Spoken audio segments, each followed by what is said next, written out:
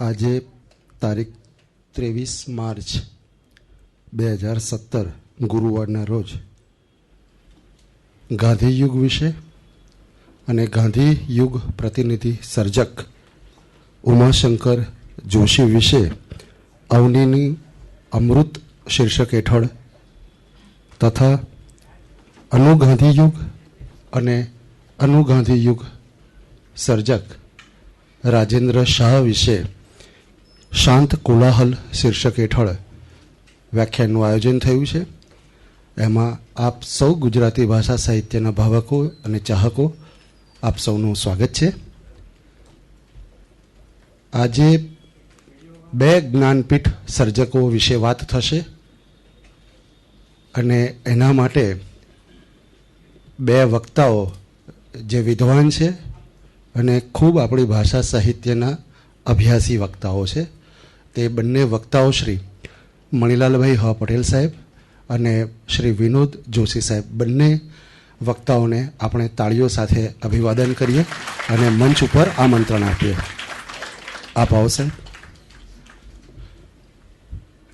સૌ પ્રથમ વાત થશે ગાંધી યુગ વિશે અને ગાંધી યુગ પ્રતિનિધિ સર્જક ઉમાશંકર જોશી વિશે વ્યાખ્યાન મણિલાલ હ પટેલ સાહેબ આપશે અને ત્યારબાદ અનુગાંધી યુગ વિશે અને અનુગાંધી યુગ પ્રતિનિધિ સર્જક રાજેન્દ્ર શાહ વિશે વક્તવ્ય આપશે વિનોદ જોશી સાહેબ. બંને વક્તવ્યો વચ્ચે સંચાલનની કોઈ ભૂમિકા રહેશે નહીં, જેની ખાસ નોંધ લેશો. સૌ પ્રથમ આપણે વક્તાઓશ્રીનું પુસ્તકથી સ્વાગત કરીશું. હું દક્ષાબેન પટેલને વિનંતી કરું કે આપ આવો અને મણિલાલ હ પટેલ સાહેબનું પુસ્તકથી સ્વાગત કરો.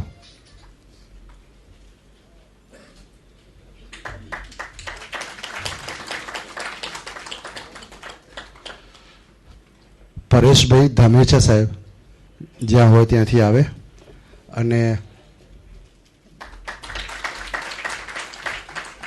આભાર દક્ષાબેન, આભાર લતાબેન. હવે આપણે કાર્યક્રમનો આરંભ કરીએ. હું મણિલાલ પટેલ સાહેબ વલ્લભ વિદ્યાનગરથી આવે છે અને વિનોદ જોશી સાહેબ એ ભાવનગરથી આવે છે. આપણે બંનેનું વક્તવ્ય શાંતિથી સાંભળીશું. સૌ પ્રથમ ઉમાશંકર જોશી અવનીનું અમૃત શીર્ષક હેઠળ વક્તવ્યનો પ્રારંભ કરવા માટે હું મણિલાલ પટેલ સાહેબને વિનંતી કરું, આપ આવો અને વક્તવ્યનો આરંભ કરો. મનીષભાઈ, સાથી વક્તા વિનોદ જોશી, આપ સૌ વડીલો અને મિત્રો, સાહિત્યનો અભ્યાસ આપણે બધા કરતા હોઈએ ત્યારે આપણને એમ ભણાવવામાં આવે છે કે ગાંધી યુગની શરૂઆત 1930થી થઈ. ઉમાશંકર જોશીનું વિશ્વ શાંતિ કાવ્ય આમ તો 1931માં પ્રકાશિત થયું, પણ જેમ સંશોધન થતું જાય અને આપણે વિચારતા જઈએ એમ આપણને ખબર પડે કે ગાંધીયુગ 1930થી શરૂ નથી થયો, થોડા પાછા પગલે જવું પડે. ગાંધીયુગ ઘણો વહેલો શરૂ થઈ ચૂક્યો હતો. થોડા પાન હજુ તો ખરતા હોય આગલા યુગના અને આ બાજુ કૂંપળો ફૂટતી હોય એવું બનતું હોય છે. આ ઋતુ આપણે બહાર નજર કરીએ તો આપણને બરાબર દેખાય છે. ગાંધીયુગનો થોડો સંદર્ભ એટલા માટે આપણે સૌને જણાવી રહ્યો છું કે ઉમાશંકર એ આખા યુગના એક પ્રતિનિધિરૂપ સર્જક છે. એ મૂર્ધન્ય કવિ તો છે જ, પણ એવા જ સમર્થ ગદ્યકાર છે. એટલે કવિતા અને ગદ્ય, સર્જનાત્મક ગદ્ય અને વિવેચનનું ગદ્ય, એમાં એમણે જે કામ કર્યું છે તે જાણે એ આખા યુગનું પ્રતિનિધિત્વ કરે છે એવી એની ઊંચાઈ છે. અને એવું જે રસાળ પણ છે. આપણે ત્યાં વિવેચનનું ગદ્ય આટલું રસાળ હોય એવું બહુ ઓછી વખતે બન્યું છે. ઉમાશંકરનું વિવેચન વાંચતા હોઈએ ત્યારે આપણને એવું લાગે કે આપણે જાણે કોઈ કૃતિનો રસાસ્વાદ કરીએ છીએ, સિદ્ધાંતોનો રસાસ્વાદ કરાવતા હોઈએ એવી આપણને ખાતરી થાય. તો ગાંધીજી 1908માં હિન્દ સ્વરાજ લખે છે આફ્રિકાથી પાછા આવતા ત્યાં સુધી નજર કરી શકાય. આમ તો ગોવર્ધનરામ એ પછીના 2 વર્ષોમાં અવસાન પામે છે અને સરસ્વતીચંદ્રના 4 ભાગો પૂરા થઈ ગયા છે. હજુ પંડિત યુગના સર્જકો લખે જ છે. નાનાલાલ હજુ કવિ તરીકે પ્રસ્થાપિત થઈ રહ્યા છે. બળવંતરાય ઠાકોરના સોનેટો ચાલી રહ્યા છે. હજી કવિ કાંતનો પૂર્વાલાપ કાવ્યસંગ્રહ આવ્યો નથી. આ બધી જ વસ્તુઓ કલાપીએ વિદાય લીધી છે. મણિલાલ નભુભાઈ અને બાળાશંકરે વિદાય લીધી છે. દલપતરામે વિદાય લીધી છે નર્મદ યુગના. એવો આ યુગ સંક્રાંતિનો આખો સમય. એ સમય પર આપણે નજર કરીએ ત્યારે આપણને લાગે કે ગાંધીજી આવે છે અને હિન્દ સ્વરાજની ચર્ચા ત્યારે એટલી બધી નહોતી થઈ. અને એ એમણે પુસ્તક જેમની સાથે મળીને શેર કર્યું અને વાત કરી ત્યારે એમને એવી સલાહ પણ આપવામાં આવી પછી બીજી વખત આવ્યા ત્યારે 1913, 14, 15ના ગાળામાં કે તમે હિન્દુસ્તાનને જુઓ એમ. અને ગાંધીજી હિન્દુસ્તાન જોવા માટે, ગામડાઓ જોવા માટે નીકળે છે અને એમનો દૃષ્ટિકોણ ઘણો બધો બદલાય છે. કદાચ અહીંથી એમ કહી શકીએ આપણે કે ગાંધી યુગની આબોહવા બંધાવાની શરૂઆત થાય છે. એ પછીની ઘટના પણ એટલી જ અગત્યની છે. 3 છાપા સાપ્તાહિકોનો સંદર્ભ, નવજીવન અને યંગ ઇન્ડિયા અને હરિજન બંધુ એ શરૂ થાય છે. 1920માં ગુજરાત વિદ્યાપીઠની સ્થાપના થાય છે. અને આમ ગાંધી વિચાર ધીમે ધીમે પ્રસરવા માંડે છે અને બહુ ઝડપથી 1932 પહેલાં 1922ના ગાળામાં બોરસદ અને ખેડાના સત્યાગ્રહો ને પછી 28માં બારડોલી અને પછી દાઢીકૂચનો સમય. તો આ ઘટનાઓ પર નજર કરીએ ત્યારે આપણને એમ જરૂર લાગે કે આ બધા જ સમયગાળામાં આપણે ત્યાં સાહિત્ય તરફનો દૃષ્ટિકોણ ધીમે ધીમે બદલાય છે. એના પહેલાં પણ એક ઘટનાનો ઉલ્લેખ કરવો જોઈએ કે 1926માં મહાત્મા ગાંધીની આત્મકથા સત્યના પ્રયોગો પ્રગટ થાય છે. અને એ તો ખરેખર સાહિત્ય તરફનો, જીવન તરફનો આપણો દૃષ્ટિકોણ બદલે એવી ઘટના છે. એના પછીના વર્ષે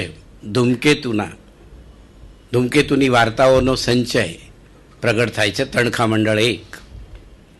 તો આ બધી જ ઘટનાઓ ગાંધીયુગની ભૂમિકા, ગાંધીયુગની આબોહવા રચે એવી ભૂમિકાઓ છે. ગાંધીયુગનું સાહિત્ય પંડિત યુગના સાહિત્યથી થોડું જુદું પડે છે, ઘણું જુદું પડે છે આમ તો એના 4 મુદ્દાઓની વાત આપણે કરીને પછી આપણે ઉમાશંકર વિશે વાત કરીએ કે પંડિત યુગનું સાહિત્ય દેખીતી રીતે જ પહેલી વખતે યુનિવર્સિટી શિક્ષણ પામેલા સર્જકો આવે છે અને એ સર્જન જે રજૂ કરે, વિવેચન જે રજૂ કરે, એમનું દર્શન રજૂ કરે, આપણી ભારતીય કાવ્ય પરંપરાને અભ્યાસીને આપણી સામે ઉજાગર કરે, એ પંડિત યુગમાં બધું બને છે. ગાંધી યુગમાં જરા જુદી ભૂમિકા થાય છે. તરત તો નહીં પણ ધીમે ધીમે કે ગદ્ય જે છે એ પંડિત યુગનું ગદ્ય આપણે સરસ્વતીચંદ્ર વાંચીએ કે બીજી કૃતિઓ વાંચીએ તો આપણને લાગશે કે એ પાંડિત્યસભર અને તત્સમ પદાવલીનું ગદ્ય છે, સંસ્કૃતાઢ્ય પદાવલી. જ્યારે ગાંધીયુગમાં આપણે સત્યના પ્રયોગો વાંચીએ અને તરત આપણને સમજાય કે સાદી ભાષા આવી, સામાન્ય માણસની ભાષા, કોઈ અલંકારની જરૂર નથી આ માણસને પોતાની વાત કરવા માટે. અને એ વસ્તુ પછીની બીજી કૃતિઓમાં પણ આપણને દેખાય. એ સંદર્ભ એ આખા યુગ ઉપર અને પછી સ્વામી આનંદ અને કાકા સાહેબ કાલેલકર અને એવા ચિંતકો, નિબંધકારો આપણી સામે આવે છે. ગામડું જુદી રીતે પહેલી વખતે ધૂમકેતુમાં તો માત્ર ઉલ્લેખાય છે, કદાચ થોડું આદર્શ પણ લાગે એવું ગામડું ધૂમકેતુ વાત કરે છે. એ તો પણ ઉમાશંકરે સાપના ભારામાં 1932માં એ વિસાપુર જેલમાં છે અને ભણવાનું છૂટી ગયું છે, છોડી દીધું છે ને એ આઝાદીના આંદોલનમાં જોડાયા છે. એના પહેલાં વિદ્યાપીઠમાં રહ્યા છે. વિશ્વ શાંતિ વિદ્યાપીઠમાં રચાયેલું કાવ્ય છે. ગુજરાત વિદ્યાપીઠમાં એ હતા ત્યારે રચાયેલું કાવ્ય છે. તો એ વિસાપુર જેલમાં હતા ત્યારે એમણે 5 એકાંકીઓ લખ્યા. સાપના ભારા, ઉડણ ચરકરડી, બારણે ટકોરા, શલ્યા, કડલા. અને એ પહેલી વખતે ગામડાની બોલી, લોક બોલી, અને એમાં પણ ઈશાનિયા મલકની બોલી, જે લઈને પછી પન્નાલાલ આવે છે પાછળથી. પણ ઉમાશંકર સૌ પહેલાં આવું તળનું ગદ્ય લઈને, તળની બોલી, તળ બોલી, તળપદી ભાષા લઈને આવે છે. એના રૂઢિપ્રયોગો, એના લહેકાઓ, એની કહેવતો, આખું એક માળખું જીવનનું કવિએ આખી સંરચના જીવનમાંથી ઊંચકીને આ બાજુ ગોઠવી દે છે ભાષા વડે. વધારાનો ભાગ જરા બાજુ પર ખસેડી દઈને જાણે એમણે સાપના ભારા એકાંકી વાંચીએ અને ભજવાતું જોઈએ તો એમ લાગે કે આ તો એક ગામમાં કે કોઈ એક જીવનમાં હમણાં જ પેલી શેરીમાં બનેલી ઘટના છે. એટલું ચાક્ષુષ, એટલું પ્રત્યક્ષ થાય એવી ભાષા લઈને એ આવ્યા. અને વિસાપુર જેલમાં ગુજરાતના ઘણા ભાગોમાંથી એ વખતે આંદોલનકારીઓ હતા અને એમની સામે એમણે એકાંકીઓ વાંચ્યા. અને પછી એમને હતું કે આ ભાષા કદાચ ના પહોંચે. આજે ઘણી આપણે ફરિયાદ કરીએ છીએ કે લોક બોલી નથી સમજાતી ને એવી ફરિયાદો બહુ પછી આપણે કરતા રહ્યા. જેમ વિદ્યા વધી એમ ફરિયાદો વધી, એવું આપણે કહી શકીએ. પણ એ બધા જ માણસોએ સાંભળીને એવું કહ્યું કે અમને ખ્યાલ છે આ તો અમારા ત્યાં પણ આવું જ છે. ઉમાશંકર નોંધે છે કે કાશ બધે આવું ના હોત એમ. એટલે બધે જ સાપના ભારા જેવી ઘટનાઓ કે ઉડણ ચરકલડી કે શલ્યા કે કડલા જેવી ઘટનાઓ ન બનતી હોત તો સારું. પણ આ ગુજરાત છે ને એ ગુજરાતનું એક ચિત્ર ગાંધીયુગમાં પહેલી વખતે આપણી સામે આવે છે. એ ગાંધીયુગ અને એ સમયનું ચિત્ર એટલું જ એ ગામડાનું પણ ચિત્ર છે. કદાચ હજુ ગામડામાં તો ગાંધીયુગ પહોંચ્યો જ નહોતો એ વખતે. ગાંધીનો વિચાર જાણનારા લોકો નહીં હોય એમ નહીં, પણ જે અર્થમાં આપણે ગાંધીયુગ, ગાંધી વિચારધારાની વાત કરીએ છીએ એ તો એમનાથી દૂર હતું. પન્નાલાલ કે પેટલીકર જેવા માણસોમાં એ પેટલીકરે પછી થોડીક વાતો એની કરી હશે પોતાની કૃતિઓમાં પણ, અથવા તો ગાંધી મૂલ્યો કે ગાંધીજીના થોડા વિચારોને લઈને કામ કર્યું હશે. પન્નાલાલમાં તો પ્રત્યક્ષ એવું નથી. ઉમાશંકરની કવિતામાં ક્યાંક આપણને એ વસ્તુઓ દેખાય એમ, અને શરૂની કાવ્યરચનાઓમાં ઘણી જગ્યાએ દેખાય. એની વાત થોડી કરીશું, પણ પહેલાં સાપના ભારાના એકાંકીઓ આ રીતે આપણી સામે આવ્યા અને એક જુદું ચિત્ર ગુજરાતી સાહિત્યનું આપણી સામે રજૂ થયું. યુગ બદલાયો, યુગે પડખું ફેરવ્યું એમ આપણે કહી શકીએ. પછી તો મેઘાણી આવે છે અને સૌરાષ્ટ્રને લઈને આવે છે, સૌરાષ્ટ્રની બોલી અને ઘણી બધી વસ્તુઓ આવે છે એમાં. એ જ રીતે પેટલીકર ચરોતરની બોલી કે પન્નાલાલ ઈશાનિયા મલકની બોલી કે બીજા પણ એવા સર્જકો ઘણા જોડાય છે, સ્નેહરશ્મિ સમેત મધ્ય ગુજરાતના કેટલાક અને કેટલાક દક્ષિણ ગુજરાતના. આમ એક ચિત્ર આપણી સામે આવે છે ગાંધીયુગનું. આ જે એકાંકીઓ છે ઉમાશંકરના, સાપના ભારાના એકાંકીઓ, એમાં જે બનતી ઘટનાઓ છે, એટલે મેં આગળ કહ્યું એમ ગામડાનું એક ચિત્ર. સાપના ભારામાં આમ તો એક વિધવાની સ્થિતિની વાત છે. યુવાન વિધવા, એની શી સ્થિતિ થાય છે એની વાત. આપણે સહેજ પાછળ નજર કરીશું તો આપણને ખબર પડશે કે સરસ્વતીચંદ્રમાં ગોવર્ધનરામ પણ વિધવા વિવાહ કરાવી શકતા નથી. રાઈનો પર્વતમાં રમણભાઈ નીલકંઠ બાળ વિધવાનું લગ્ન કરાવે છે ખરા રાઈ સાથે, પણ એ બાળ વિધવા છે. અને એના પછી પણ, અથવા તો ગોવર્ધનરામ પૂર્વે પણ નર્મદમાં જે વસ્તુ હતી કે નર્મદે પોતે વિધવા સાથે લગ્ન કરીને એક દાખલો બેસાડ્યો હતો. પણ ગુજરાતમાં એ પ્રશ્ન છે કે ઉમાશંકર 1932માં લખે છે ત્યાં સુધી વિધવાઓની સ્થિતિનો પ્રશ્ન રહે છે. એટલે જીવનના મૂલ્યો સાથે જોડાયેલા આ લેખકો છે. વાત આપણે એ કરવી છે. માનવતા, પ્રેમ, નીતિ, સદાચાર, આ બધી જ વસ્તુઓ દરેક જમાનામાં અપેક્ષિત હોય છે એ તો બરાબર એમ, પણ જીવનમાં હોય છે, એના વારાફેરા જરૂર આવે છે. સર્જક એ કૃતિઓ દ્વારા, પોતાની કૃતિઓ દ્વારા એ વારાફેરા અને એમાં આવતા પરિવર્તનો, સંઘર્ષોને રજૂ કરે છે. તો આમાં સાપના ભારા એકાંકીમાં એ સંઘર્ષ આપણી આંખ સામે બરાબર રજૂ થાય કે જે દોષી નથી, એમ જેનો કોઈ દોષ નથી, એ મેનાને જ શીરામાં કાચ ખવડાવીને મારી દેવામાં આવતી હોય ને એ જ કામ એની સગી મા પાસે કરાવવામાં આવતું હોય, અને તે છતાં છેલ્લે એને ગાળ ભાંડવામાં આવતી હોય, અને એના નિમિત્તે એ પીડાને આપણી સામે રજૂ કરવામાં આવી હોય. ઉડન ચરકલડી, કોડભરી એક યુવતી, અને એ કોડભરી યુવતીના મનમાં પોતાની બહેનપણીનું લગ્ન છે ને એની સાથે, એના વર સાથે આવેલો અણવર છે, એના પ્રેમમાં, અને મનમાં એવો ઉમળકો છે કે એની જોડે પરણવાનું છે. એમ થોડી વાત થઈ છે, પણ હજુ તો વિદાય લે છે બહેનપણી, ત્યાં જ એ પાછી આવી છે. તો એને ખબર પડે છે ઘરે કે એના પિતાજી એની સગાઈ તો જે પેલો અણવર છે કેશુ, એણે એને યાદમાં શેર પણ આપી છે, પણ એ કેશુના વિધુર બાપ જોડે એના પિતાજી એનું નક્કી કરીને આવ્યા છે, અને છતાં બહેનપણી ગમ્મત કરે છે કે અલી કેશુ તારે શું થાય એમ, કારણ કે એ તો હવે એનો સાવકો દીકરો કહેવાય.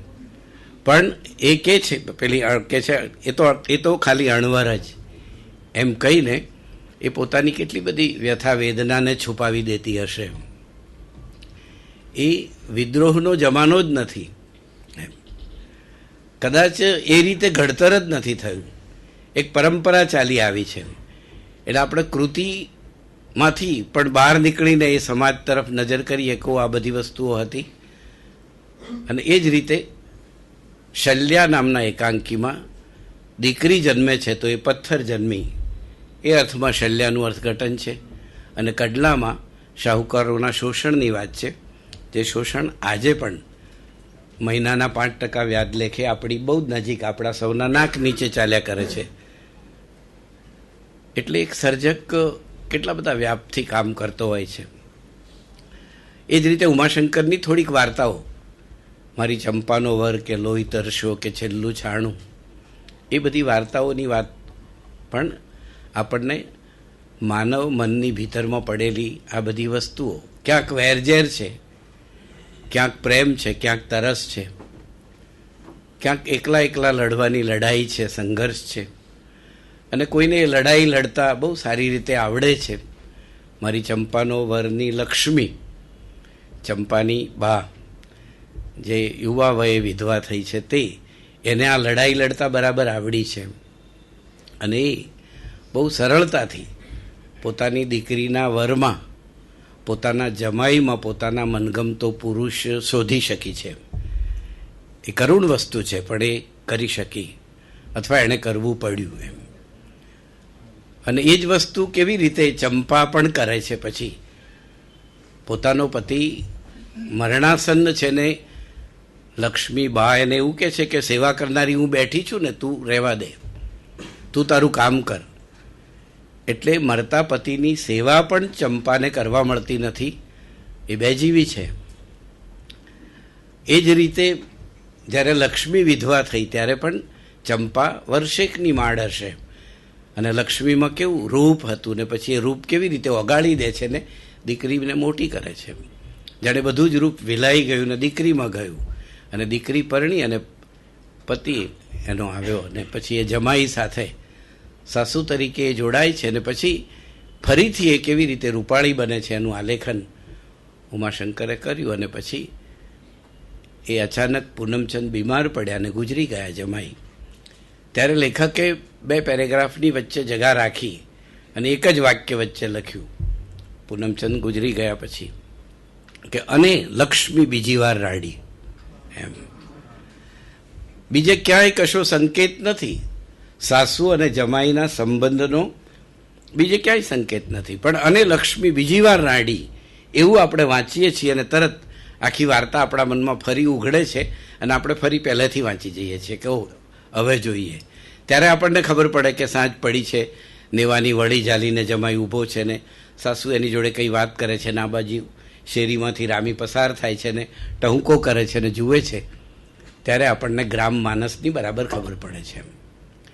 પણ આ ગામડાના લોકો આજે આપણે હોઈએ છીએ એવા નથી હોતા. એ લોકો એબ ઢાંકનારા લોકો હતા, આપણે ફજેતી કરનારા લોકો છીએ. કેમ કે આપણે વધારે ભણ્યા છીએ. એટલે એ લોકો એની એબ બરાબર કોઈ આળ નથી. એવી જ વાત પન્નાલાલની એક વાર્તા છે કંકુ, પણ આપણે એમાં જવાનું નથી. પણ એમાં પણ એ જ છે કે કંકુનાથી જે ભૂલ થઈ ગઈ છે અને એણે નથી કરી, વસંતે ભૂલ કરી છે. વસંત, રતિપતિ વસંત, એણે ભૂલ કરી છે.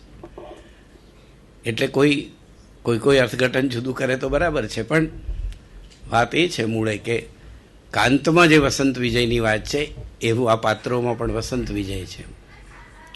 તો ઉમાશંકરની બીજી વાર્તા છેલ્લું 96માં આપણને એનો ખ્યાલ આવે કે કુટુંબીઓમાં કેવા વેરઝેર હોય છે, અને એ વેરઝેર વૃદ્ધાવસ્થા થાય, મરવાનું ટાણું આવે ને તે છતાં જતા નથી ખુન્નસ, એની વાત એમણે કરી છે.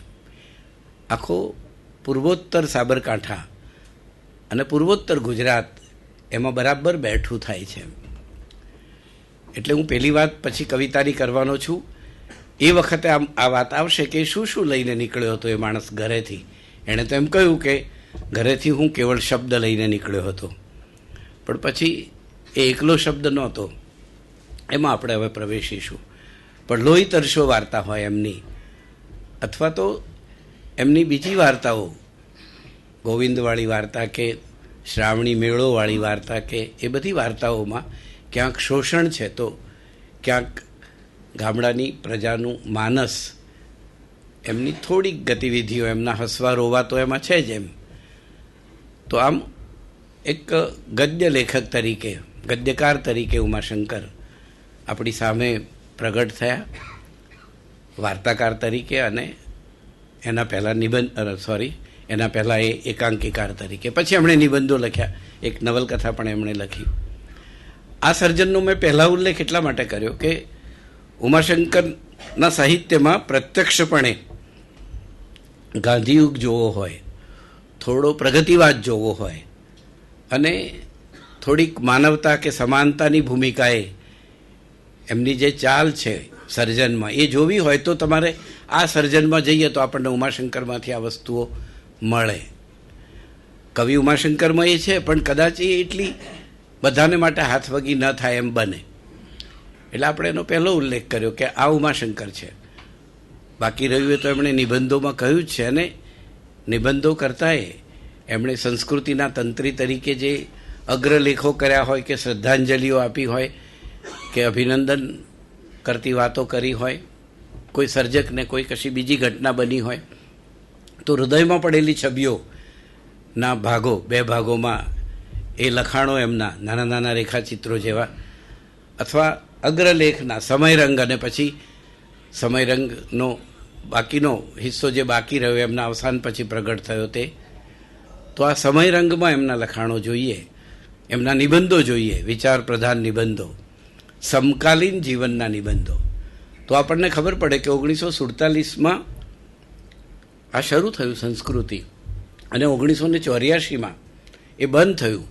ત્યાં સુધી ઉમાશંકરે એ માસિકમાં શું લખેલું, છેલ્લા થોડાક વર્ષોમાં એ માસિક નહોતું રહ્યું, પણ આ વર્ષોમાં એમણે જે લખ્યું અને ગુજરાતમાં અને દેશમાં જે બન્યું, કદાચ મારે આ સભામાં એવું કહેવું જોઈએ કે તમે ઉમાશંકરના નિશીથના કાવ્યો આ સભામાં જે વડીલો છે એ ન વાંચે તો ચાલે, પણ એમણે સમયરંગ વાંચવું જોઈએ.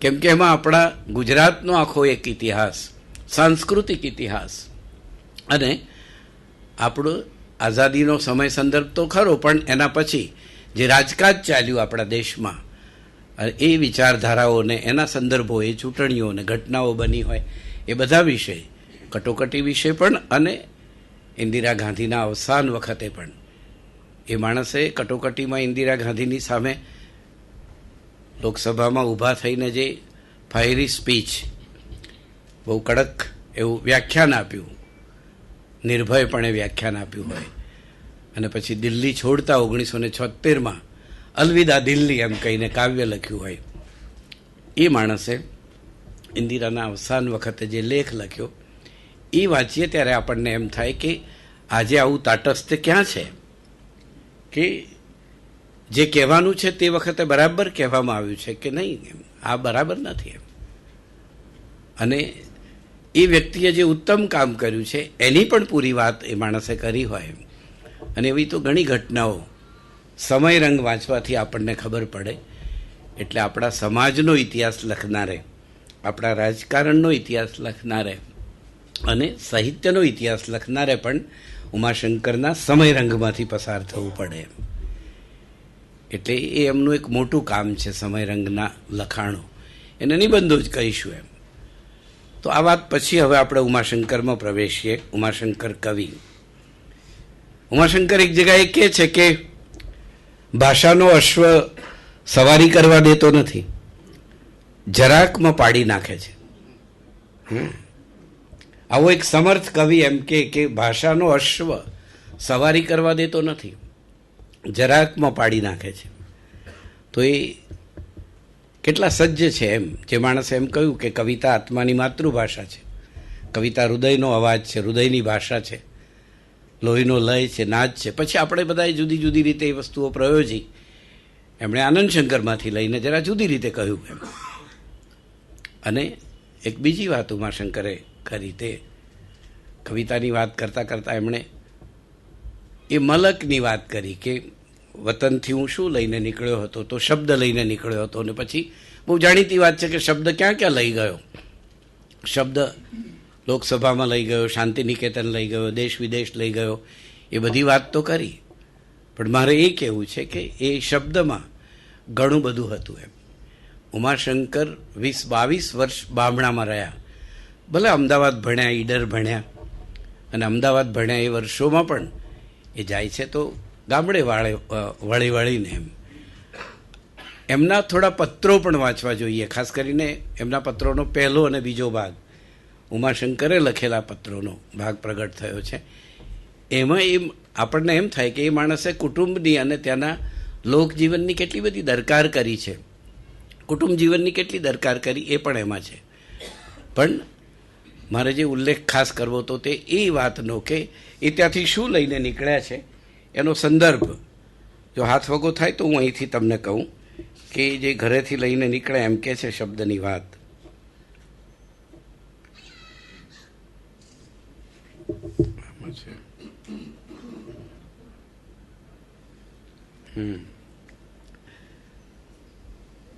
કવિ કહે છે કે ઘરેથી શબ્દ લઈને નીકળ્યો હતો. એ શબ્દ પછી એમને ક્યાંથી ક્યાં લઈ જાય છે એ તો બહુ જાણીતી વાત છે. પણ આ યાત્રા આમ તો બહુ જાણીતી યાત્રા છે. પણ ઉમાશંકરનો કાવ્ય શબ્દ જીવનરસથી ભર્યો હતો.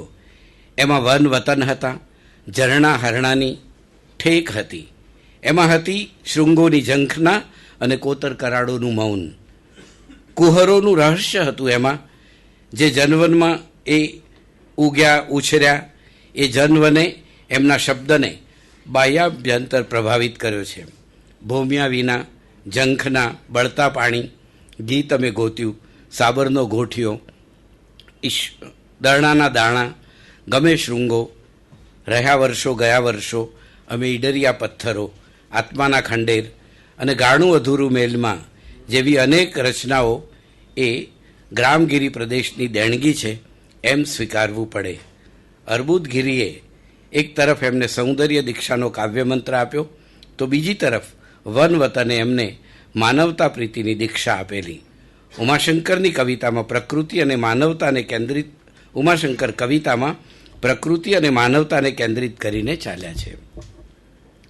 આપણે એમની વિશ્વ શાંતિની વાત કરી, ઉલ્લેખ કર્યો આગળ. એ વિશ્વ શાંતિમાં એમણે ગાંધીજીને સંબોધન કરીને કેટલીક વાત કરી એમ. અને પછી એમ કહ્યું કે તમે ન તો પૂર્વના છો કે ન તો પશ્ચિમના છો. જેમ કરસનદાસ માણેકે કહેલું કે સત્યનું કાવ્ય છો બાપુ, કાવ્યનું સત્ય છો તમે, જંખતી કાવ્યના સત્ય સૃષ્ટિ આ આપને નમે. એમ ઉમાશંકર પણ એમની પાસેથી અપેક્ષાઓ જગતને કેવી છે એની વાત કરે છે. ઘરે ઘર વીર ગાંધી જગવો, બારણે બારણે બુદ્ધ, એ વાત ઉમાશંકર કરે છે. અને આ વિશ્વમાં એકલા આપણે નથી, માણસો એકલા નથી. એમ વનોની વનસ્પતિ પશુ પંખી છે, એ બહુ જાણીતી પંક્તિઓ છે ઉમાશંકરની. વિશાળે જગ વિસ્તારે નથી એક જ માનવી, પશુ છે પંખી છે પુષ્પો, વનોની છે વનસ્પતિ.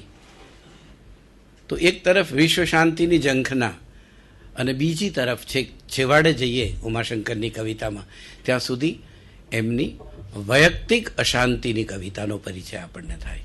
ઉમાશંકર વિશ્વ શાંતિના કવિ છે, એટલા જ વૈયક્તિક અશાંતિના કવિ છે. માણસના મનમાં શાંતિ નથી, ચારે બાજુ યુદ્ધો ગાજ્યા છે. ઉમાશંકર લખતા હતા એ જ ગાળામાં બંને વિશ્વ યુદ્ધો.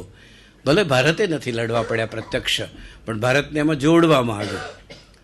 આઝાદીના આંદોલન પછી લોહિયાળ આઝાદી મળી આપણને, હિન્દુસ્તાનના ભાગલા પડ્યા અને જે ઘટનાઓ બની એનાથી એ દુઃખી થઈને તરત જ લખે છે ને કે આ સ્વાતંત્ર્ય માટે આપણે ગાંધીએ આ સ્વાતંત્ર્ય ચાહ્યું હતું એમ. અને પછી કહે છે કે દોર સત્તા જેના હાથમાં છે, સત્તાનો દોર એ શું કરે છે? લાંચ રૂશ્વત દોર સત્તા મામા માસીના, કાળા બજારો મોંઘવારી ના સીમા. એમ કરીને એમણે પ્રજાની વેદનાને વાચા આપી. તો કેટલીક બધી કવિતાઓમાં એમણે વૈયક્તિક વેદનાની વાત પણ એમણે કરી. એમ પણ ગંગોત્રીની કવિતા એમાં બંને પ્રકાર છે, પ્રકૃતિની કવિતા પણ છે અને બીજી તરફ આવી માનવ મૂલ્યોની, માનવતાની પણ કવિતા છે. એક કાવ્યમાં એ કહે છે કે સાંજ પડી ગઈ, શું બન્યું? બધું થંભી ગયું, પવન પડી ગયો, અંધારું ઉતરી આવ્યું, બીડમાં સાંજ વેળા થઈ ગઈ છે, ધણ પાછા વળી ગયા છે, ઘંટડીઓના રણકાર પૂરા થઈ ગયા છે. અને ત્યાં અચાનક શું બને છે? તો પેલા દિવસ સુધી આમ લટકી પડેલા તૃણ અચાનક ટટ્ટાર થઈને બીડમાં તૃણ ટચલી આંગળી ઉપર જેમ ગોવર્ધન તોડ્યો હતો એમ આ તૃણ આકાશને તોડતા ઊભા છે. એવું એક ચિત્ર એ આપે આપણને. એ જ રીતે બહુ એક પ્રશ્નવાળું નાનકડું કાવ્ય છે કે મેં મારા હૃદયને પ્રશ્ન પૂછ્યો કે તું તો મારું છે ને? તો એ પણ ના પાડે છે. વાદળીને પૂછ્યું, નદીને પૂછ્યું, તો બધા જ કહે છે કે ના. અને પછી ઉમાશંકર કહે છે કે ઓ, તો કેટલી સારી વાત છે કે ભલે મારું હૃદય મારું નથી, એ તો બીજાના વતી વાત કરે છે કે બીજાને ચાહે છે. તો આપણને ચાહનારા પણ બીજા હશે એમ કહીને એ કેવી રીતે આખી વાતને સમરસ કરી આપે છે. ઉમાશંકરનું ભૌમિયા વિના અને એના પહેલાં પણ 17 વર્ષની વયે એસએસસીની પરીક્ષા આપીને સીધા જ માઉન્ટ આબુ ફરવા ગયા મિત્રો સાથે, અને વળતા પછી ભાડું રહ્યું નહીં તો ચાલતા આવે છે. અને અરવલ્લીની ગિરિમાળા ઉતરતા જે પથ્થરોમાં પગ અટવાતા હતા, અને એ જ વખતે પહેલી પંક્તિ જે નખી સરોવર ઉપર શરદ પૂર્ણિમા વખતે મળેલી સોનેટ કાવ્ય એમનું, અથવા તો જેનાથી પહેલાં ઉમાશંકર ઓળખાય એવું એ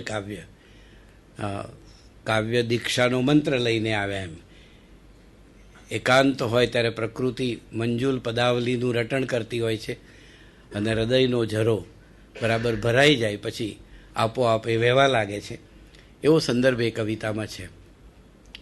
પણ એ લખે છે છેલ્લે કે છેક ધારાવસ્ત્ર વખતે છેલ્લા વર્ષોની કવિતામાં એની વાત કરતાં એ કહે છે કે હજુ પણ જાણે હું પેલા અરવલ્લીના પહાડોમાં હજુ પણ એ પગ ગોથા ખાતા હોય ને ચાલતો હોઉં એવો અનુભવ થાય છે. જાણે અંતર કપાયું જ નથી, પણ ઘણું અંતર કાપ્યું છે એમણે. તો ભૌમિયા વિના જેવું કાવ્ય, ગીત કાવ્ય.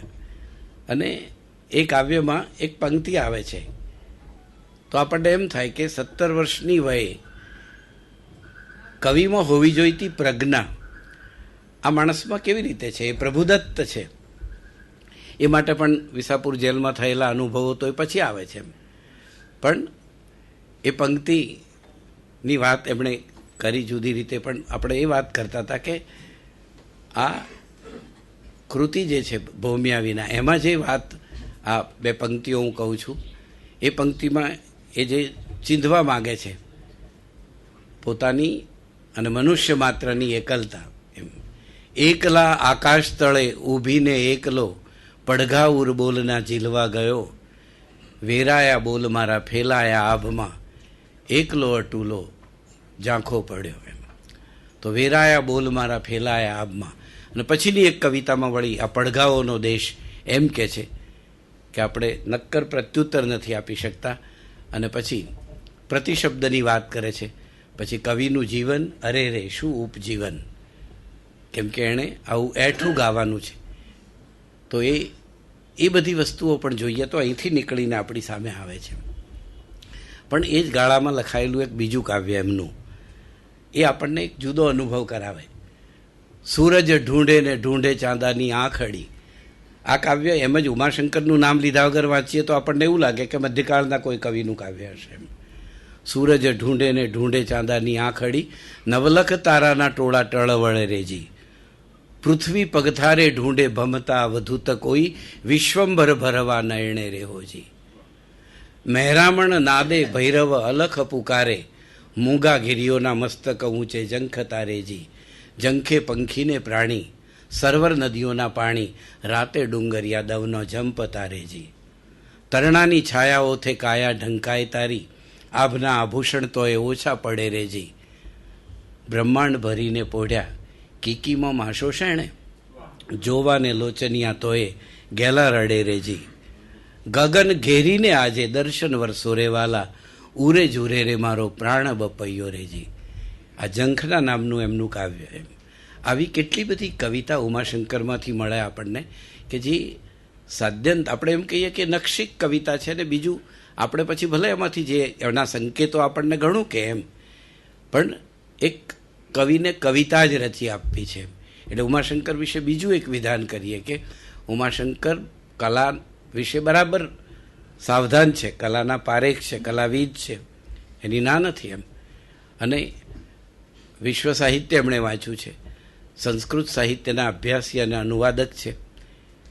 એટલે જીવન મૂલ્યોની વાત પણ એ બરાબર જાણે છે, પરંપરામાં શું હતું એ પણ જાણે છે. અને તેમ છતાં એક કશ્મકશ હોય છે કવિને માથે કે એણે એક તરફ જીવનની વાત કરવાની છે અને બીજી તરફ એણે કલાની વાત પણ કરવાની છે, કલાને સાચવીને જીવનની વાત કરવાની છે. ઉમાશંકરની કેટલી બધી કાવ્યરચનાઓ એવી છે કે જેમાં એમણે એ બંનેનું બરાબર સંતુલન કર્યું હોય. એમ એ આપણને લાગે કે આડી શકાય એવા જીવનની વાત કરે છે આ કવિ. એમ ગયા વર્ષો ને રહ્યા વર્ષોમાં આપણે અડી શકીએ એવી વાતે કરે છે, એટલી નજીકની વાત, અને છતાં સૂક્ષ્મ એમાં કેટલા બધા સંકેતો છે. જેમ કે અવનીનું અમૃત એવો શબ્દ પ્રયોગ આજના વ્યાખ્યાનનો પણ છે અને ઉમાશંકરમાં આવે છે, તો એ તરત આપણને એમ થાય કે હું જો આ દુનિયાને પલટવા જાઉં તો એ તો લપટી જાય છે. અહમ ગરતામાં હા પગ ઉપરથી જાય લપટી. અને પછી કહે છે કે વિસારી હું ને જો વરતું વરતે તું મધુરવી. એના પહેલાં કહે છે કે તારા એકલા માટે આ દુષ્ટ દુનિયા છે એવું નથી. એમ તને જે 7 ડગલાનું સખ્ય મળે છે તે ચાહી લે. હવે તારી પાસે થોડા વર્ષો રહ્યા છે, રહ્યા વર્ષો તેમાં હૃદયભર સૌંદર્ય જગનું ભલા પી લે. જગભરનું સૌંદર્ય ભલા પી લે. વીલે મુખફર રખે 7 ડગનું મળે જે અહીં મધુર રચી લે સખ્ય અહીં. તો આ સખ્ય રચવાની કવિ એની વાત છે. એમ અને પછી એ કહે છે કે તને ભોળા ભાવે કરું પલટવા જાઉં પલટી, અહમ ગરતામાં હા પગ ઉપરથી જાય લપટી. આપણે ભોળા ભાવે આ જગતને બદલવા જઈએ તો એ આપણને જ બદલી નાખતું હોય છે, એ વાત કરે છે. પણ આપણે જો અહમ ભૂલીને વર્તીએ તો એ તરત જ બરાબર વર્તે છે. ને પછી એટલા માટે એ કહે છે કે બધો પી આ કંઠ પ્રણય, બધો પી આ કંઠ પ્રણય, ભુવનોને કહીશ હું મળ્યા વર્ષો તેમાં અમૃત લઈ આવ્યો અવનીનું. તો આવું અવનીનું અમૃત મેળવનાર કવિ કે આપણને આપનાર કવિની વાત છે. વચ્ચે એક કાવ્યનો ઉલ્લેખ પણ મારે 1 કે 2 કાવ્યનો કરવો જોઈએ. તે એમની એવી રચનાઓ છે કે એમના પર ટાગોરનો પ્રભાવ છે એવો શબ્દ તો આપણે એકદમ નહીં વાપરીએ, પણ એવું કહી શકીએ ખરા કે ગાંધીયુગમાં જ આપણે ત્યાં 1913માં ટાગોરને નોબેલ મળે છે અને પછી ટાગોરની રચનાઓ ભારતીય ભાષાઓમાં બહુ ઝડપથી જાય છે ને ગુજરાતીમાં તો બંગાળી સાહિત્યના અનુવાદો બહુ જલ્દી આવેલા, ઘણા બધા આવેલા, એ બીજી રીતે કહીએ તો.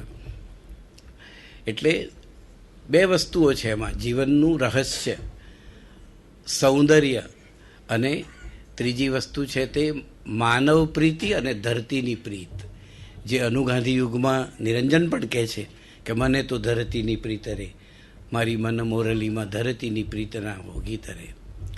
એમ ઉમાશંકરે પણ રહ્યા વર્ષો ગયા વર્ષોની જેમ એમણે ગમે શૃંગો ઊંચા એમ કરીને એ જે કાવ્ય રચના કે શૃંગો ભલે ઊંચા હોય, મને બોલાવે એવો ગિરિવર તણા શૃંગ ગરવા દિશાઓના હાસો, એમ કરીને એ આ પ્રકૃતિ કેવી રીતે મને બોલાવ્યા કરે છે એની વાત કરે છે.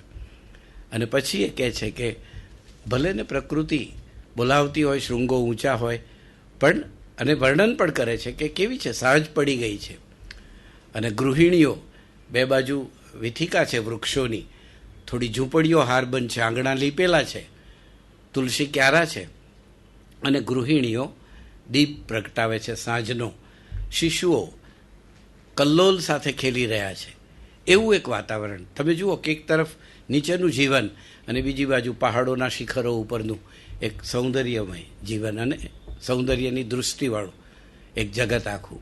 એ બંનેની વાત એક કવિતામાં મૂકીને પછી છેલ્લે કહે છે કે ભલે શૃંગો ઊંચા અવનિતલ વાસો મુજરાહો, શિખરો ગમે એટલા ઊંચા હોય, મારે તો આ પૃથ્વી ઉપર રહેવું છે, મારો વાસ આ પૃથ્વી ઉપર જ હોવો જોઈએ.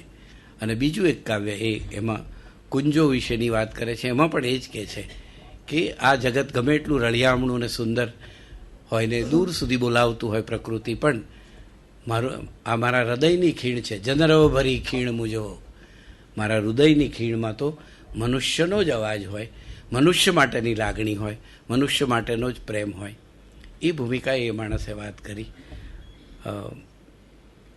તમને એમ થાય કે એ ગાંધીયુગના સર્જક તો આઝાદીના આંદોલનનો સંદર્ભ પણ એમનામાં ઘણો છે.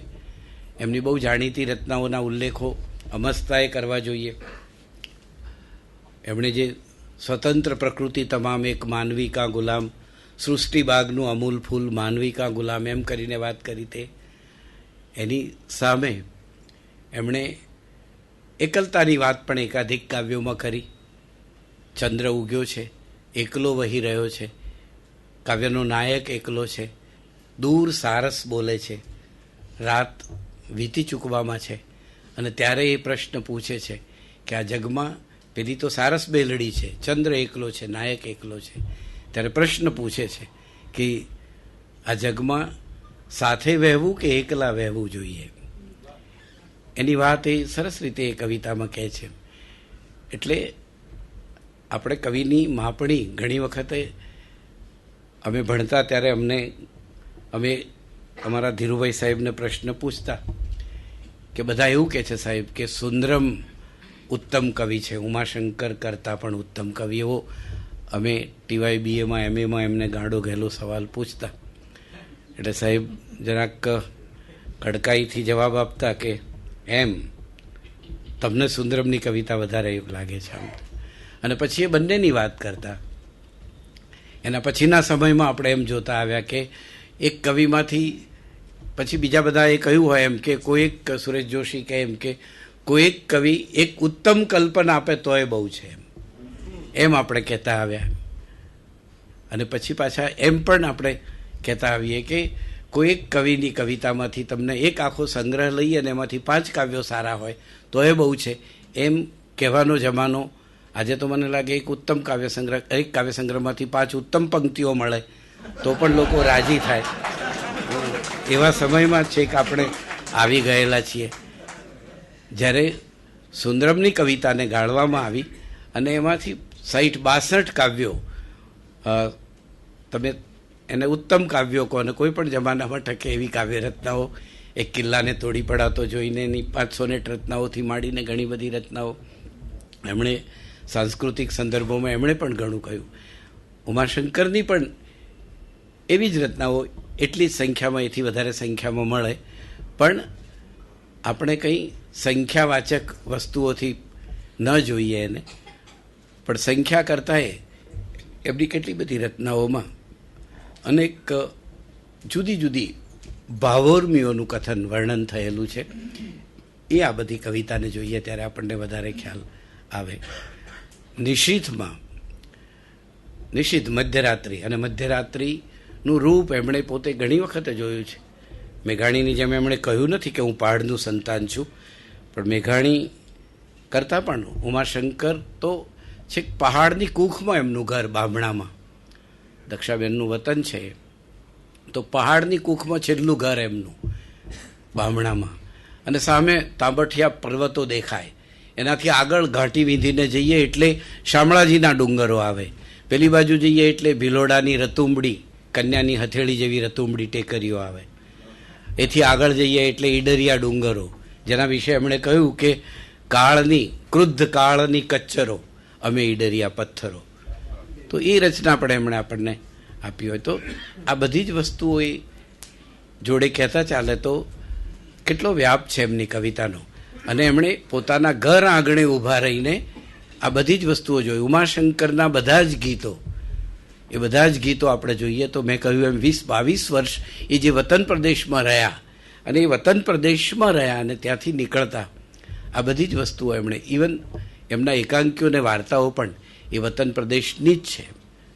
એટલે કોઈ પણ સર્જક માટે પોતાનો શૈશવકાળ, પોતાનો કિશોરકાળ કદી ખૂટલ નથી હોતો. એ અનુભવો કેટલા બધા એમને કામ લાગ્યા છે. એ પહાડો, ઝરણા, એ પછી ઝરણું રમતું રમતું આવે જેવું સાવ સામાન્ય બાળકો માટેનું ગીત કાવ્ય હોય તો પણ, અથવા ગીત અમે ગોત્યું ને કાંઈ ન મળ્યું એ હોય, તો એવા કેટલા બધા કાવ્યો કે જે એમને એ પ્રદેશમાંથી લય સમેત મળ્યા, ભાષા સમેત મળ્યા. એવી બીજી રચનાઓ, જે લાંબી રચનાઓ છે, જે નગરવાસી બન્યા, મુંબઈમાં ગયા, બીજે રહ્યા, આત્માના ખંડેર જેવી સોનેટ માળા એમણે રચી, અને એક તરફ થોડી નિરાશાનો ભાવ, જે ભાવ પછી સપ્તપદીના કાવ્યોમાં એક સાથે 7 મૂકેલા કાવ્યો, પણ એમાંય 1953-54 પછી એમણે જે કાવ્યો લખ્યા. એટલે બીજું એક વિધાન ઉતાવળે પણ એવું કરીએ કે ઉમાશંકર એક એવા કવિ છે કે એમણે ગાંધીયુગની ભાવનાઓને, આદર્શોને બરાબર ઝીલી બતાવી, માનવ મૂલ્યોને ઝીલી બતાવ્યા. પછી અનુગાંધીયુગ આવ્યો તો સૌંદર્ય રાગી કવિતા આવી, તો ઉમાશંકરની કવિતામાં પણ તમને એવા સૌંદર્ય સ્થાનો એમની ગીત રચનાઓમાં, એમની સોનેટ રચનાઓમાં એનો અનુભવ થાય. તો અનુગાંધીયુગમાં પણ એ કદમ મિલાવતા રહ્યા, અનુગાંધીયુગના કવિઓને એ આવકારતા રહ્યા. આધુનિકતાનો યુગ આપણા ત્યાં શરૂ થયો, જેના વિશે કાલે વાત થશે. તો એ આધુનિકતા વિશે પણ, એ સંદર્ભમાં પણ એમણે કવિતા લખી. છિન્ન ભિન્ન છું કદાચ એ ગાળાની નાંદી ન ગણીએ, નાંદી આપણે નિરંજન ભગતના પ્રવાલદ્વીપના કાવ્યોને ગણીએ કે આધુનિકતાની નાંદી છે, તો ઉમાશંકર એને આગળ વધારવાનું કામ કરે છે. છિન્ન ભિન્ન છું અને શોધ કાવ્યમાં, એક કાવ્યમાં એ કહે છે કે મને જીવતા માણસમાં એમને મુર્દાની વાસ આવે છે એમ કહે છે. એટલે કે માણસો કેમ આટલા આવા હતાશ કે નિરાશ કે મરેલા જીવે છે, એનો સંદર્ભ એમણે કહ્યો. ને પછી એ કહે છે કે પુષ્પો સાથે વાત કરવાનો સમય રહ્યો નહીં એમ કહેવા સાથે એ એમ કહે છે કે ક્યાં છે કવિતા, એમ માતાના ગર્ભમાં રહેલા બાળકની આંખો એની માતાના ચહેરામાં ટમકે એમ તમે મારામાં કાવ્ય ટમકતું જોયું છે, એમ એ પ્રશ્ન પૂછી અને એની વાત કરે છે. તો આવા અનેક સંકેતો લઈને પણ આ કવિ આપણી સામે પ્રગટ થયા. એની સાથે બીજો એક સંદર્ભ, ઉમાશંકરની કવિતા આધુનિક યુગમાં પણ એક સંપૂર્તિ રચીને આપણી સામે આવે છે. અને એ માટે મારે એમનું એક કાવ્ય વાંચવું છે, કેમ કે સમય આપણી પાસે ઓછો છે. આમ તો જઠરાગ્નિનો ઉલ્લેખ કરવો જોઈએ, મારી ઋતુઓનો ઉલ્લેખ કરવો જોઈએ, એવી ઘણી રચનાઓ, પણ ધારાવસ્ત્રમાંથી માઇલોના માઇલો મારી અંદર પસાર થાય છે. આ કાવ્ય વિશે મેં એક લેખ કરેલો અને સુરેશ દલાલના વિવેચનમાં એ છપાયેલો, અને એ વિવેચન સામયિકના 4 અંકો થયા પછી બંધ પડેલું. પણ આ માઇલોના માઇલો મારી અંદર એ કાવ્ય વિશેનો મારો લેખ એમણે એ શાંતિનિકેતન હતા ત્યારે વાંચ્યો ઉમાશંકર, અને ત્યાંથી મને એમણે પત્ર લખેલો. મેં એના વિશે, આ કાવ્ય વિશે એમ લખેલું કે ઉમાશંકરની કવિતાની બધી જ સંપૂર્તિ જાણે આ કાવ્યમાં થાય છે. તમે અમુક ભાગ વાંચો એટલે એમ લાગે કે આ શરૂના ઉમાશંકર છે, આ રહ્યા વર્ષોવાળા ઉમાશંકર છે, આ ભૂમિયા વિનાવાળા ઉમાશંકર છે, આ નિશીથવાળા ઉમાશંકર છે. એમ તમને ઉમાશંકરની કવિતાનો સરવાળો જાણે, આ એક સાદો શબ્દ છે, સરવાળો નહીં પણ આમ સંપૂર્તિ એમ કહીએ, પણ મેં સરવાળો શબ્દ કહ્યો, તો એ આ કાવ્યરત્નામાં છે. અને એ કવિતા આપણને કેવી કેવી વાત, એક તરફ એ નક્ષત્રોની વાત કરે અને બીજી બાજુ ગાડીમાંથી પસાર થાય છે ત્યારે જુએ છે કે એક નાની ઝૂંપડી છે રેલવેની સાઈડમાં, બાજુમાં કોઈ ગામ, ઝૂંપડી, એના બારણું પણ શું એમ એક જરડું ઝીંટેલું છે, એના આગળ એક આદિવાસી છોકરી કપડાં ફાટેલાને ઊભી છે એમ, અને એના અહીં આવીને એક પતંગિયું બેસી ગયું છે એમ. એ પતંગિયાને જોઈને એ વાત કરે છે એમ, અને એ છાપરા ઉપર એક વેલો ચડ્યો છે એની વાત કરે છે, ને એ રીતે આકાશ ગંગાની વાત કરે છે. કવિ કેટલી રેન્જમાં કામ કરે છે એક જ કાવ્યમાં, એ વાત આ કાવ્યમાં છે. એ સંભળાવીને આપણે વાતને પૂરી કરીશું, આપણો ટાઈમ થાય છે. માઇલોના માઇલો મારી અંદર પસાર થાય છે, દોડતી ગાડીમાં હું સ્થિર અચલ, પેલા દૂર ડુંગર સરી જાય અંદર, ડૂબી જાય મજ્જા રસમાં, સરિતાઓ નસોમાં શોણિતના વહેણમાં વહેવા માંડે, સરોવરો પહોળી આંખોની પાછળ આખા ને આખા ડબક ડબક્યા કરે, લહેરાતા ખેતરોનો કંપ અંગે અંગ ફરકી રહે, લહેરાતા ખેતરોનો કંપ અંગે અંગ ફરકી રહે, જાણે હથેલીમાં રમે પેલા ઘરો, જાણે હથેલીમાં રમે પેલા ઘરો, ઝૂંપડીઓ આંગણા ઓકળી લીપેલા, છાપરે ચડતો વેલો, ત્યાં પાસે કન્યાના જબલા પર વેલ બુટ્ટો થઈ બેઠેલું પતંગિયું, ત્યાં પાસે કન્યાના જબલા પર વેલ બુટ્ટો થઈ બેઠેલું પતંગિયું, સ્મૃતિના તાંતણે આટલું ટીંગાઈ રહે, માઇલોના માઇલો મારી આરપાર પસાર થયા કરે. પહેલાં માઇલોના માઇલો ગાડી પસાર થાય, પણ અહીં તો માઇલોના માઇલો અંદરથી પસાર થાય છે. જેમ વૃક્ષની અંદરથી વર્ષો પસાર થાય છે, એટલે વૃક્ષને આપણે બરાબર એના પાટિયા જોઈએ ત્યારે એના ચિહ્નો દેખાય છે. કદાચ માણસો જેવા છે કે એને વર્ષો ઉપર થઈને પસાર થાય છે. એટલે આ કવિતા આપણને એમ કહે છે કે વર્ષો અંદરથી પસાર થાય છે, અને આ જીવેલું જીવન, જીવેલી કવિતા, લખેલી કવિતા કવિની આરપાર બરાબર પસાર થાય છે. એનો બીજો હિસ્સો કવિતાનો, વિશ્વોના વિશ્વો મારી આરપાર પસાર થાય છે. પેલા ખેતરો, ઝૂંપડી, કન્યા, વેલો એ તમે જુઓ, અને હવે બીજું એક વિશ્વ જુઓ. ઉત્તર ઉમાશંકર જે એમ કહે છે ને કે સપનાને સળગવું હોય તો આવે, બધી જ વ્યવસ્થા છે એમ. એ સ્વપ્નોને સળગવું હોય તો એ રચનામાં એમણે કહ્યું એમ. અને પછી એમ કહે છે કે અસદ હે દુરિત તું છે તો અમે સંગઠિત થઈએ છીએ એમ. અસદ છે તો એના ડરથી માનવજાત સંગઠિત થાય છે એમ કહીને એ દુરિતને પણ કે ભલે તું હોય એમ, તું છે તો અમે સંગઠિત થઈશું. એ વાત એમણે એ કાવ્યમાં કરી છે. અને પીછો કાવ્યમાં પણ એમણે, જેનો પણ એ સંદર્ભ આપણે લઈ શકીએ, કે એ કહે છે કે આ ઈશ્વર છે ને એ મને મારો પીછો કરે છે અને મને ક્યાં ક્યાં ઊભો રાખી દે છે. એક વખત એમ કે સાંજે પસાર થતો તો, સાંજ પડી ગઈ છે, વૃક્ષો છે આ બાજુ, અને આ બાજુ સૂરજનો તડકો ગુલાલ વર્ણો થઈ અને વૃક્ષોના થડ ઉપર પથરાઈ રહ્યો છે. અને તરત એ દ્રશ્યને કહે છે કે મને ત્યાં લાવીને ઈશ્વર ઊભો કરી દીધો છે એણે. મેં જોયો હતો ઈશ્વર એક સાંજે વૃક્ષોના થડ રંગતો હતો. પછી એ ગાડીમાં બેસે છે તો પેલા નવયુગલ પરિણીત પ્રવેશે છે અને એ બીજા ડબ્બામાં જતા રહે છે, કેમ કે બંનેના ગાલોમાં ગુલાબ જેવું સ્મિત છે. એની એ વાત કરે છે તો ક્યાંક બીજી એક સ્મિત કરતી બાળા સામે લાવીને ઊભો કરી દે છે. એ જ રીતે જુદી પ્રકૃતિ સામે લાવીને ઊભો કરી દે છે. આ ઈશ્વર, આ કોણ છે? મને આ બધી જગાએ ઊભો કરી દે છે. તેમ વિશ્વોના વિશ્વો મારી આરપાર પસાર થાય છે, ઘૂમતી પૃથ્વી ઉપર હું માટીની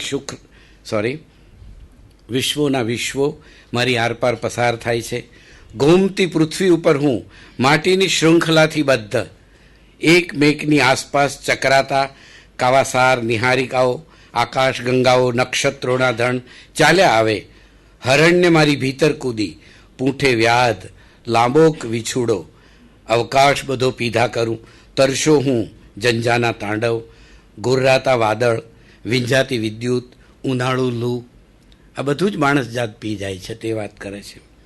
વસંતલ પરિમલ, અંદર રહ્યું કોળીએ બધું એ ગટગટાવે, માણસ જાત આ બધું જ ગટગટાવી જાય છે. એટલે વ્યથા, મેં પેલું કહ્યું ને કે અશાંતિ, વૈયક્તિક અશાંતિનો આ કવિ છે. એક તરફ વિશ્વ શાંતિ અને બીજી તરફ વૈયક્તિક અશાંતિ, વ્યથાનો કવિ છે. અનંતની કરુણાનો અશ્રુકણ, કોઈ ખરતો તારો, કોઈ તારો ખરે છે તો કે અનંતની કરુણાનો અશ્રુકણ છે. ધરતીની દ્યુતિ અભિપ્સા છે, કોઈક જબૂક તો આગિયો, ધરતીની દ્યુતિ અભિપ્સા, સ્મૃતિના સંપુટમાં આટલીક આશા સચવાઈ રહે, વિશ્વોના વિશ્વો મારી આરપાર પસાર થયા કરે.